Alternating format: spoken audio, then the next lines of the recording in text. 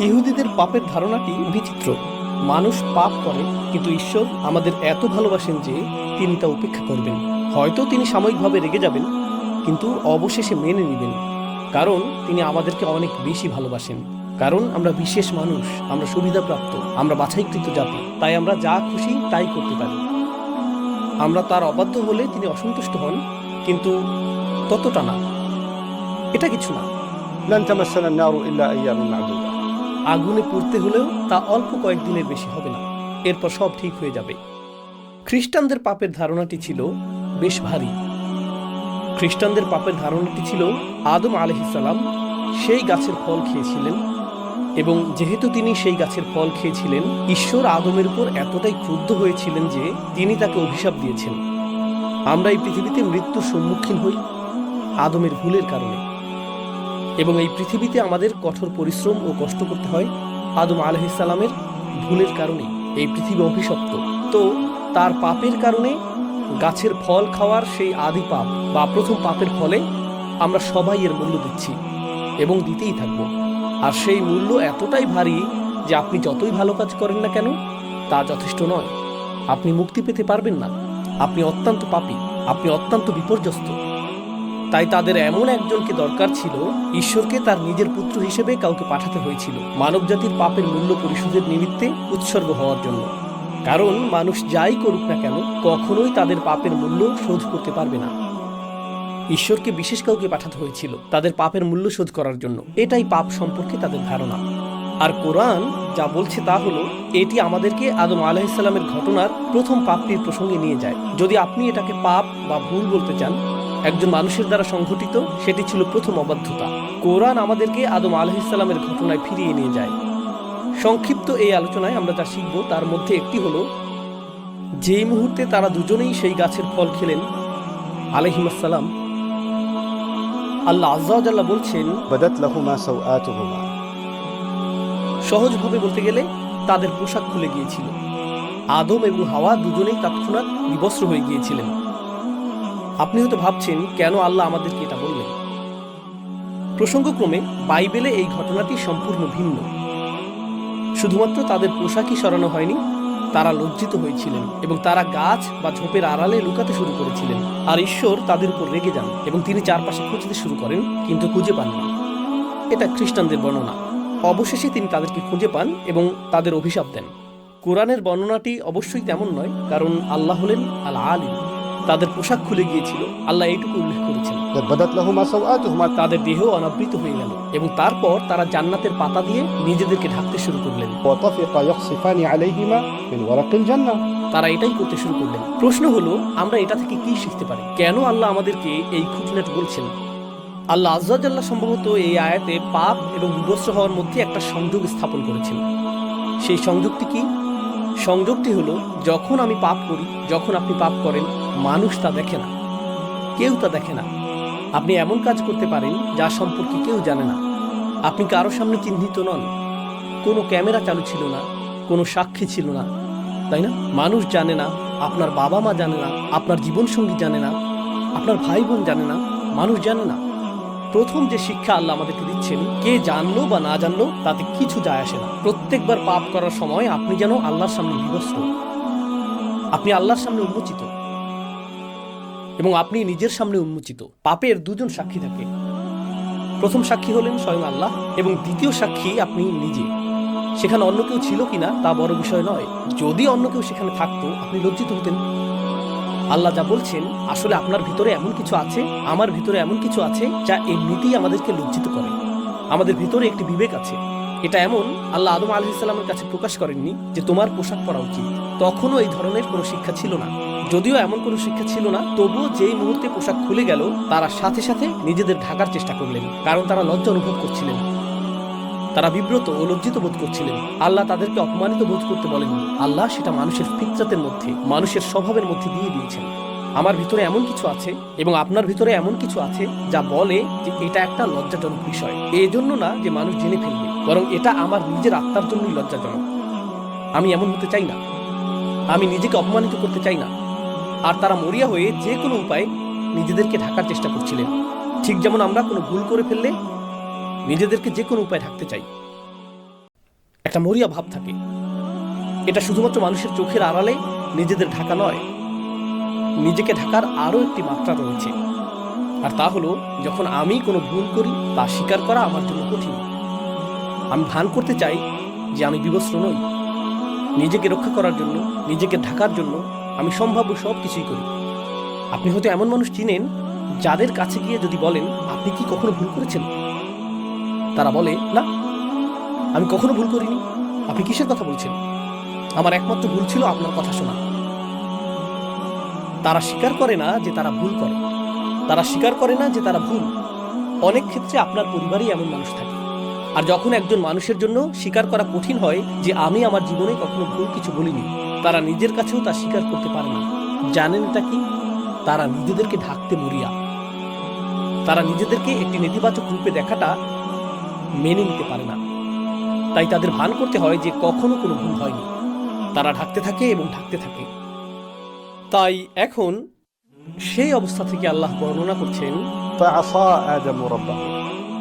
এটা অনুবাদ করা কঠিন, কারণ নবীদের প্রতি আমাদের ইসমাত রয়েছে, নবীদের জন্য আমাদের সম্মান ও মর্যাদা রয়েছে। কিন্তু আল্লাহ যা বলার তাই বলেন, তাই না? والله يقول الحق وهو يهدي السبيل। আল্লাহ সত্য বলেন এবং তিনি সত্য প্রকাশে রাখঢাক করেন না। আয়াতটির আক্ষরিক অর্থ হলো আদম আলাইহিস সালাম তার রবের অবাধ্য হয়েছিলেন। আয়াতটি এটাই বলছে। فعصى آدم ربه فعصى آدم ربه। এখন এই ইসিয়ানের বিষয়টি, যেটিকে আমরা অবাধ্যতা হিসেবে অনুবাদ করছি, তা আসলে আসা বিশেষ্য থেকে এসেছে। আসা অর্থ লাঠি বা ছড়ি, যেমন মুসা আলাইহিস সালামের আসা, তাই না? আর আসার ধারণাটি হলো সুল, কোনো কিছু কঠিন হওয়ার ধারণা, কোনো শক্ত জিনিস। পাপের ধারণাটি হলো আমার এবং আপনার হৃদয় স্বাভাবিকভাবেই কোমল হওয়ার কথা। এটা আল্লাহর স্মরণে পরিপূর্ণ থাকার কথা। আল্লাহ এভাবেই আমাদেরকে তৈরি করেছেন। আর যখন কোনো পাপ সংঘটিত হয় এবং তা উন্মোচিত হয়, সাথে সাথেই হৃদয় বলে তোমার ভুল ঢেকে ফেলো, তোমার ভুল ঢেকে ফেলো, প্রতিক্রিয়া দেখাও। তাই যে মুহূর্তে আমি পাপ করতে যাচ্ছি, সেই মুহূর্তে ক্ষণিকের জন্য আমার হৃদয় কঠিন হয়ে যায়, শক্ত হয়ে যায়। আর আমি নিজেকে বলি, আমি জানি এটা ভুল, কিন্তু এটা আমি করবই, আমি পরোয়া করি না। এটা নিয়ে ভাবা বন্ধ করো, শুধু এগিয়ে যাও, শুধু সামনে চলো। এবং আপনি আপনার ভেতরের ভালোটিকে স্তব্ধ করে রাখেন এবং নিজের বিরুদ্ধে কঠোরতা দেখান। পাপ কাজে লিপ্ত হতে আপনি নিজের বিরুদ্ধে কঠোর হয়ে ওঠেন, ঠিক সেই মুহূর্তে, স্থায়ীভাবে নয়, অন্তত সেই মুহূর্তে। তারপর আল্লাহ শুধু এই পর্যন্ত বলে ছেড়ে দেননি যে আদম তার অবাধ্য হয়েছিলেন, তারপর তিনি তওবা করেছিলেন এবং আল্লাহ তাকে ক্ষমা করেছিলেন। আমরা ঘটনাটি জানি, কিন্তু আল্লাহ আরো একটি শব্দ যোগ করেছেন। তিনি বলেছেন فغوى وعصى آدم ربه فغوى তারপর। ثم اجتباه ربه فتاب عليه وهداه। তো গওয়া শব্দটি এখানে কি করছে? গওয়া শব্দটির সহজ অনুবাদ হলো তিনি পথ হারিয়েছিলেন বা পথ ভ্রষ্ট হয়েছিলেন। কিন্তু আরবিতে গাই অর্থ হলো ضل عن المطلوب। যখন একজন ব্যক্তি তার পথ হারিয়ে ফেলে, তার কোথাও যাওয়ার কথা ছিল কিন্তু সে অন্য পথে চলে গিয়েছে। আদম আলাইহিস সালাম যখন সেই ভুলটি করেন, তিনি এক মুহূর্তের জন্য অনুভব করেন, এখন আমি কি করব, আমার কি করা উচিত। প্রসঙ্গত তিনি প্রথম মানুষ এবং কোনো মানুষের দ্বারা সংঘটিত এটাই প্রথম ভুল। আল্লাহ তখনও নাজিল করেননি যে ভুল করলে ইস্তিগফার করো, তাওবা করো, ভুল করলে আল্লাহর দিকে ফিরে এসো, ভুল করলে এই জিকির করো। যখন তুমি ভুল করো এর পুনরাবৃত্তি করো না, আল্লাহর কাছে প্রতিজ্ঞা করো তুমি আর ভুলটি পুনরাবৃত্তি করবে না। যখন তুমি ভুল করবে শুধু মনে রাখবে আল্লাহ আল গফুর আর রহিম, চিন্তা করো না। এর কোনো কিছুই তখনও নাজিল হয়নি, তিনি এর কিছুই জানেন না। আমরা জানি যে আল্লাহ এই বিষয়গুলো নাজিল করেছেন, কিন্তু তার কোনো ধারণাই নেই। তিনি শুধু এটুকুই জানেন যে তিনি জান্নাতে প্রবেশের আগে ইবলিসকে দেখেছিলেন, তিনি পুরো ঘটনাটি দেখেছিলেন। তিনি দেখেছিলেন আল্লাহ হুমকি দিচ্ছেন, আদমের সন্তানদের মধ্যে যারা ইবলিসের অনুসরণ করবে আমি তাদের দিয়ে জাহান্নাম পূর্ণ করব। তিনি শুধু এটুকুই জানেন, তিনি আর কিছু জানেন না। তারপর তিনি শুধু এটুকুই জানেন যে আল্লাহ তাকে জান্নাতে রাখার সময় বলেছেন এই গাছের কাছেও যেও না, শয়তানের অনুসরণ করো না। আর যদি তুমি তা করো তাহলে তুমি ব্যর্থ এবং পথভ্রষ্ট হবে। তিনি শুধু এটুকুই জানেন। তাই যেই মুহূর্তে তিনি পাপ করেছিলেন, তিনি জানতেন না আল্লাহ তাকে কিভাবে দেখবেন। আমি কি একজন ব্যর্থ মানুষ? আমার অবস্থান কি এখন ইবলিসের মতোই? আমি কি প্রত্যাখ্যাত? আমি কি পুরোপুরি ব্যর্থ হয়েছি? আমি কি জীবনে ব্যর্থ? এখান থেকে ফেরার কি কোনো পথ নেই? আল্লাহ কি আমার সাথে আর কখনো কথা বলবেন? গোটা জান্নাত আমার কাছে ছিল, শুধু একটি গাছ থেকেই দূরে থাকার কথা ছিল, আর আমি সেই একটি গাছ থেকেই দূরে থাকতে পারলাম না। এটা তো কঠিন নির্দেশনাও ছিল না। আমি কিভাবেই ফাঁদে পড়লাম? আমি নিজের সাথে এটা কিভাবে করতে পারলাম? তিনি নিজের উপর রাগান্বিত। তিনি জানেন না নিজের সাথে কি করবেন। যেখানে থাকার কথা ছিল তিনি সেখান থেকে হারিয়ে গেছেন। আমার কোথায় যাওয়ার কথা? পোশাকটি কি কখনো ফিরে আসবে? আমি কি এই পাতা পরেই থাকবো? আল্লাহ আমাকে কি বলবেন? এখানে উদ্বেগ রয়েছে, ভয় রয়েছে, রয়েছে আত্মবিচার, রয়েছে লজ্জা, রয়েছে অপরাধবোধ, রয়েছে অনুশোচনা।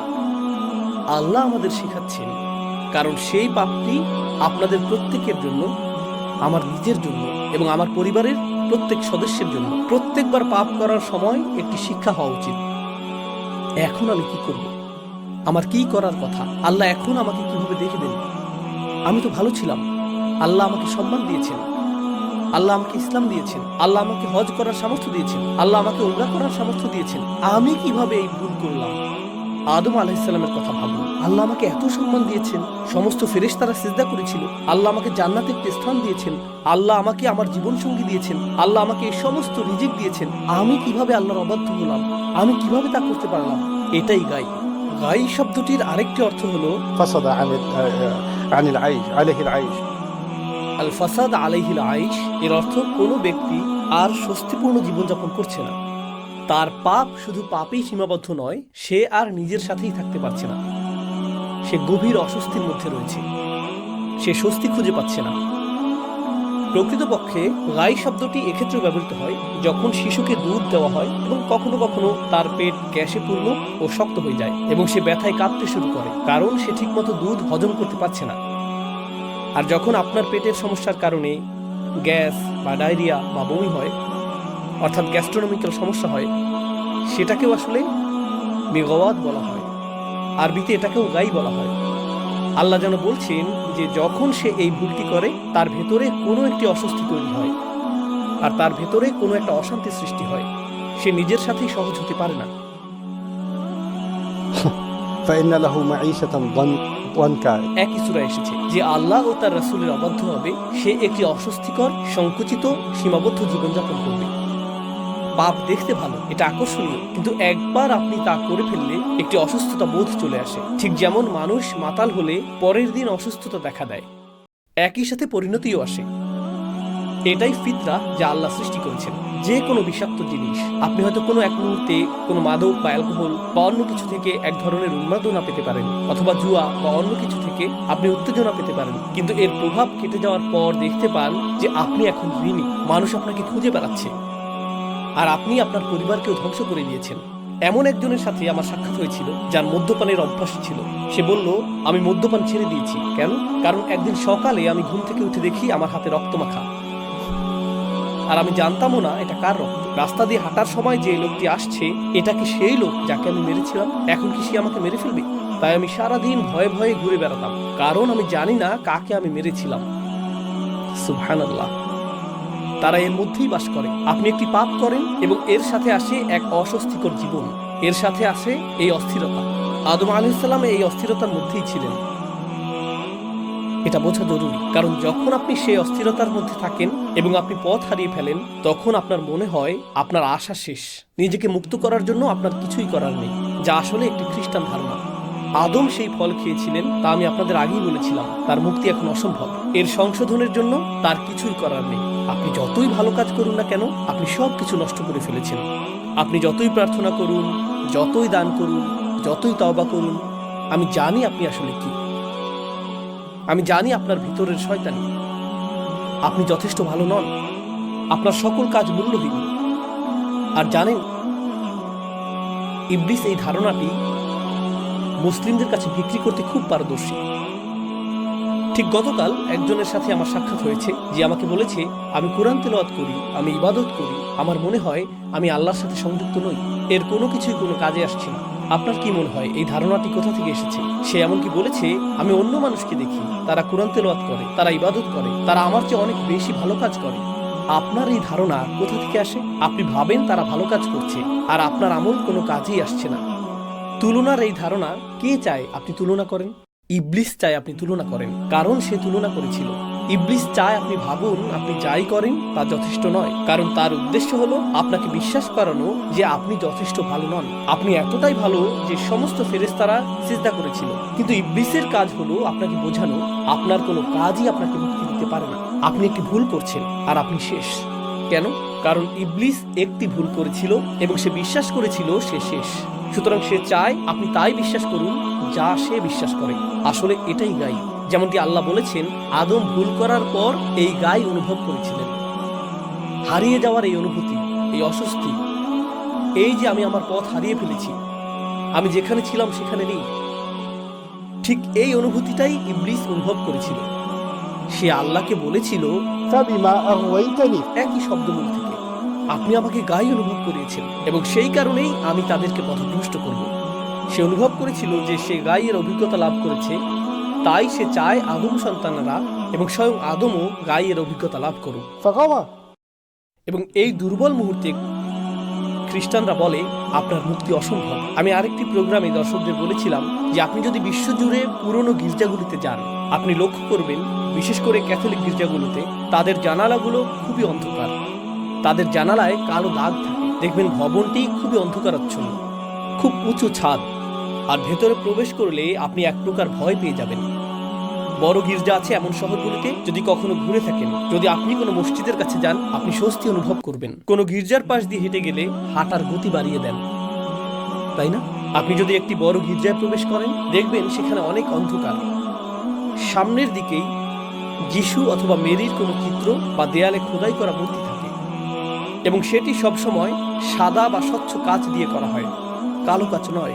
কেন? কারণ তারা চায় সেখান থেকে সূর্যের আলো ভেতরে আসুক, যাতে আপনি অনুভব করেন যে আপনার জীবন অন্ধকারে ঘেরা এবং আলো একমাত্র যিশুর কাছেই রয়েছে। ইসলামে এই ধারণাটি এরকম, মূলত আপনার ভিতরে একটি আলো রয়েছে, আপনার ভেতরে একটি ফিতরা রয়েছে এবং সেই প্রত্যাদেশ আল্লাহ আমাদের যে বার্তা দিয়েছেন সেটিও আলো। আপনার ভেতরের আলো আল্লাহর বাণীর আলোর সাথে মিলিত হয়। আল্লাহ এটিকে বর্ণনা করেছেন নূরুন আলা নূর হিসেবে। তিনি এটিকে এভাবেই বর্ণনা করেছেন। তাদের ধারণা হলো আপনি অন্ধকারে রয়েছেন এবং আলো খুঁজে পাওয়ার একমাত্র মাধ্যম এমন কেউ যাকে রক্তাক্ত করে উৎসর্গ করা হয়েছিল। সুবহানাল্লাহ। আল্লাহ আমাদের চমৎকার একটি ধর্ম দিয়েছেন, যেখানে আমরা ভুল করলেও এর অর্থ এই নয় যে আমাদের আলো অদৃশ্য হয়ে গেছে। এর অর্থ এই নয় যে আমরা এখন শেষ হয়ে গেছি, আমরা ভেঙে পড়েছি। প্রকৃতপক্ষে সূরা নূরে যখন কেউ অনেক পাপ করে, আল্লাহ তার পাপকে এমন কারোর সাথে তুলনা করেছেন যে সমুদ্রের মধ্যে ডুবে যাচ্ছে অন্ধকার রাতে, ঝড়ের কবলে, আকাশে মেঘ আর পানিতে আলো প্রবাহের সমস্যা হলো। আপনি যত গভীরে যাবেন তত অন্ধকার হতে থাকবে, তত অন্ধকার হতে থাকবে, তত অন্ধকার হতে থাকবে। এবং আপনি যখন সমুদ্রের গভীরে পৌঁছে যাবেন, সেখানে রয়েছে সুনামির ঢেউয়ের উপর ঢেউ, তাই না? موج من فوقه موج من فوقه سحاب আল্লাহ এভাবেই বর্ণনা করেছেন। সে তলদেশে রয়েছে। এখন এই ব্যক্তিটি সমুদ্রের তলদেশে, সেখানে কোনো আলো নেই। আর তারপর আল্লাহ বলছেন, إذا أخرج يده لم يكد يراها তিনি বলেননি যে, فإذا أخرج يده لم يرها তিনি বলেছেন যখন সে সমুদ্রের তলদেশে হাত বের করে, আপনি ভাবতে পারেন যে আল্লাহ বলবেন হাত বের করলে, এমনকি সে তার হাতও দেখতে পায় না। আল্লাহ বলছেন যখন সে হাত বের করে সে প্রায় তার হাত দেখতে পায় না, এমনকি তখনও সে তার হাত কিছুটা দেখতে পায়। দেখার জন্য আপনার আলো প্রয়োজন। আর আল্লাহ বর্ণনা করছেন যে আপনি সমুদ্রের তলদেশে আছেন যেখানে কোনো আলো নেই। তাহলে আলোটা আসছে কোথা থেকে? আপনি কিভাবে আপনার হাত কিছুটা দেখতে সক্ষম হচ্ছেন? আপনার ভেতরে একটি আলো রয়েছে, আপনার ভেতরে একটি আলো রয়েছে এবং সেই আলোই আপনার এবং আমার তওবা করার জন্য যথেষ্ট। এখন আমি আপনাদের থেকে বিদায় নেওয়ার আগে আল্লাহর এই বাণীগুলোকে লক্ষ্য করুন।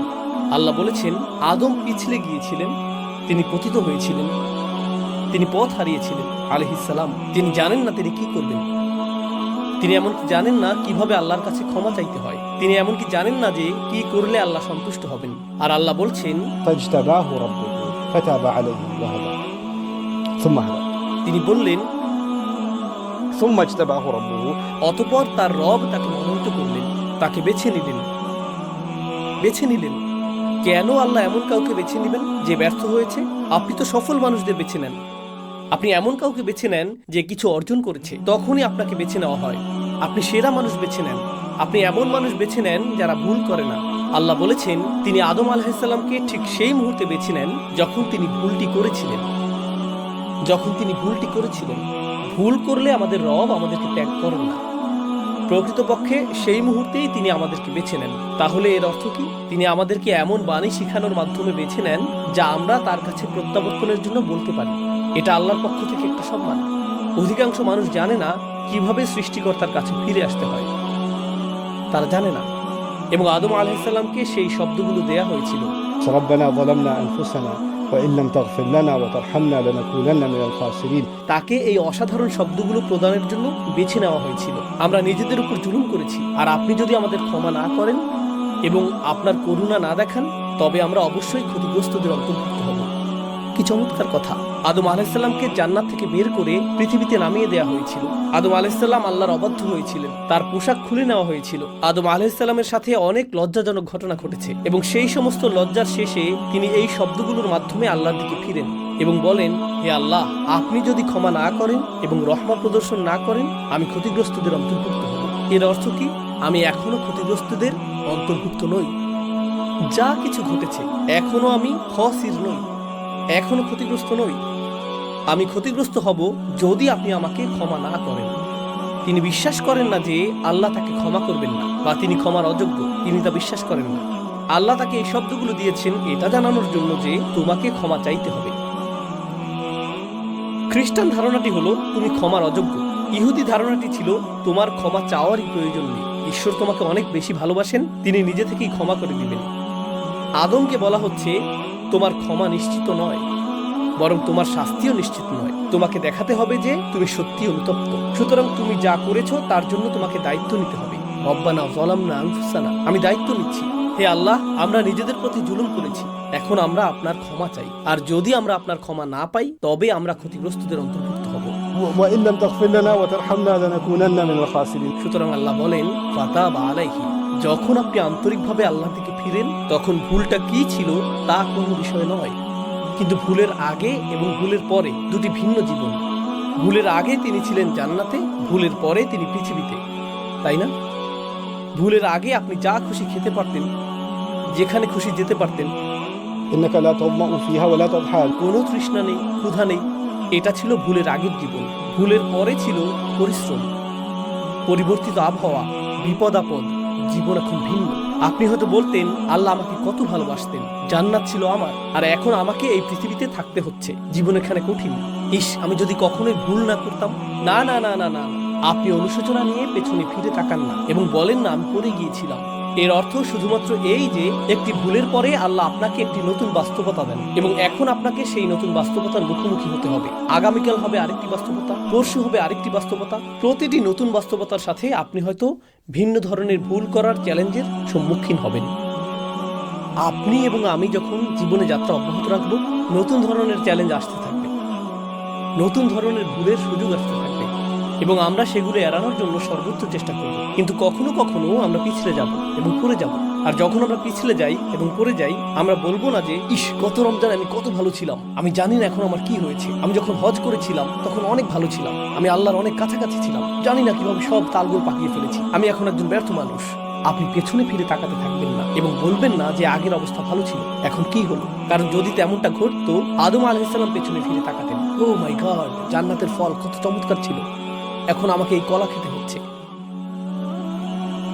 তিনি জীবনকে সেভাবে দেখেননি। তিনি শুধু বুঝেছেন আল্লাহর কাছ থেকে তার শুধুমাত্র এখন ক্ষমাই প্রয়োজন, এবং সেই ক্ষমা পাওয়ার সবচেয়ে সহজ উপায় হলো শুধু আন্তরিকভাবে আল্লাহর কাছে ক্ষমা চাওয়া এবং নিজের জীবন নিয়ে এগিয়ে যাওয়া। সামনে এগিয়ে চলা, পেছনে নয়, সামনে এগিয়ে যাওয়া। তিনি এমনকি আল্লাহকে কখনোই জিজ্ঞেস করেননি, হে আল্লাহ, আমি কি জান্নাতে ফিরে যেতে পারি? আমি দুঃখিত, আমি কি ফিরে যেতে পারি? তিনি তা করেননি, কারণ আল্লাহ মানুষকে পেছনে যাওয়ার জন্য তৈরি করেননি, আল্লাহ মানুষকে সামনে যাওয়ার জন্য তৈরি করেছেন। আমরা এগিয়ে যাই, আমরা পেছনে যাই না। সুতরাং ওয়া ইল্লাম তাগফির লানা ওয়া তারহামনা লানাকুনান্না মিনাল খাসিরিন। যখন তিনি তওবা করলেন, আল্লাহ বলেন ফাতাবা আলাইহি, আল্লাহ তার তওবা কবুল করলেন। আল্লাহ বলেননি আমাকে তোমার এত কুরবানি এবং এত রক্ত এবং এত কিছু দিতে হবে। না না না না, কোনো জটিলতা নেই। যখন আপনি আল্লাহর কাছে ফিরে আসেন এবং ক্ষমা চান, এটুকুই যথেষ্ট, এটা যথেষ্ট, তওবা সম্পূর্ণ। এবং শুধু তাই নয়, এরপর আল্লাহ বলছেন ওয়াহাদা, তারপর আল্লাহ তাকে পথ দেখিয়েছেন। ঠিক আছে, তুমি যে ভুল করেছো আমরা এখন তা পার করে এসেছি, বরং এখন থেকে আমি তোমাকে তোমার জীবনযাপনের জন্য নির্দেশনা দিচ্ছি। এখন থেকে আমি তোমাকে সাহায্য করছি, আমি তোমাকে আবার উঠে দাঁড়াতে সাহায্য করছি।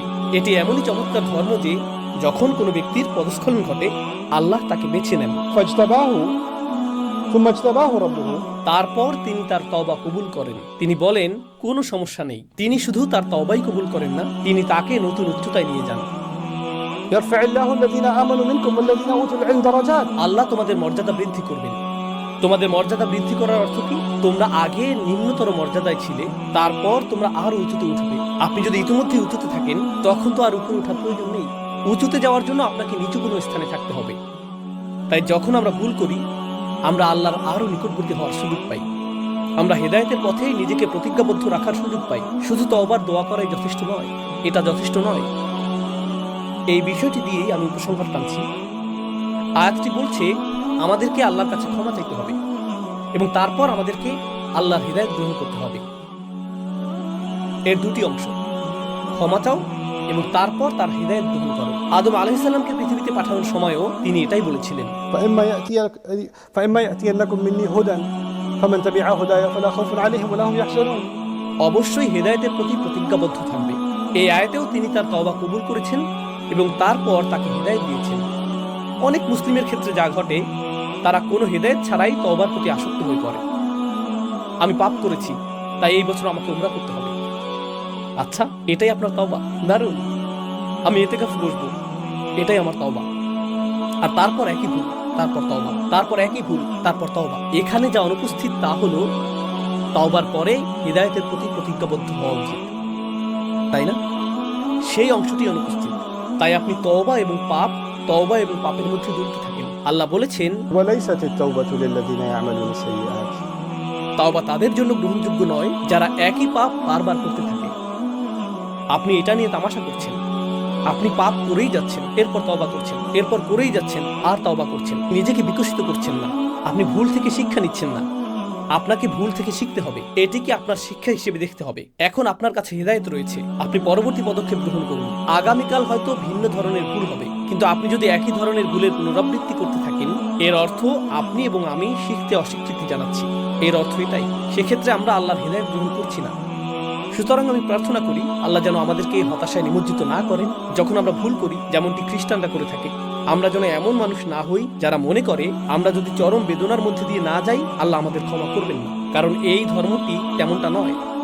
একই সাথে আমি আশা করি আমরা যেন এমন মানুষ না হয়ে যাই যারা তওবাকে হালকাভাবে নেয়, যেমনটি অন্যান্য জাতিরা করেছিল। তাদের এর প্রয়োজন নেই। এটা প্রায় এমন যেন এটা স্বয়ংক্রিয়ভাবে দেওয়া হবে। আমরা তো এমনিতেই বাছাইকৃত জাতি। কিছু মানুষের মনোভাব এরকম, আমরা মুহাম্মদ সাল্লাল্লাহু আলাইহি ওয়াসাল্লামের উম্মত। শেষ পর্যন্ত আল্লাহ আমাদেরই ভালোবাসেন, তিনি আমাদের বাছাই করেছেন, তাই চিন্তিত হওয়ার কিছু নেই।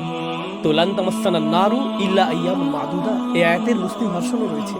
আমাদের সঠিক ধারণা থাকা প্রয়োজন পাপ সম্পর্কে, সঠিক ধারণা থাকা প্রয়োজন মুক্তি সম্পর্কে, সঠিক ধারণা থাকা প্রয়োজন পুনরায় উঠে দাঁড়ানো সম্পর্কে। আমি দোয়া করি আল্লাহ যেন আমাদের প্রত্যেককে পুনরায় উঠে দাঁড়াতে এবং তার আরো নিকটবর্তী হতে সাহায্য করেন এবং আমাদের সমস্ত ভুল ক্ষমা করে দেন। بارك الله لي ولكم في القرآن الحكيم ونفعني وإياكم بالآيات والذكر